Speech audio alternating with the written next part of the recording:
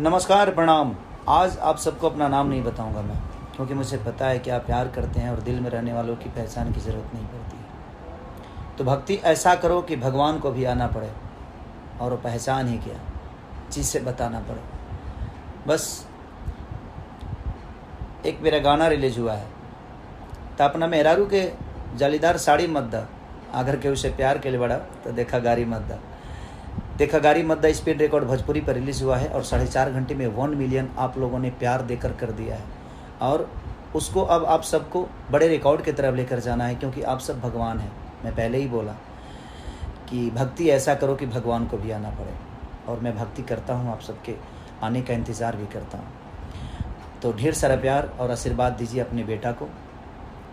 और मैं अब इंस्टाग्राम पे हमेशा आप सबसे मिलता रहूँगा, कुछ बातें भी करता रहूँगा। तो आप फेसबुक के साथ साथ मेरे इंस्टा पे भी जुड़िए और ढेर सारा प्यार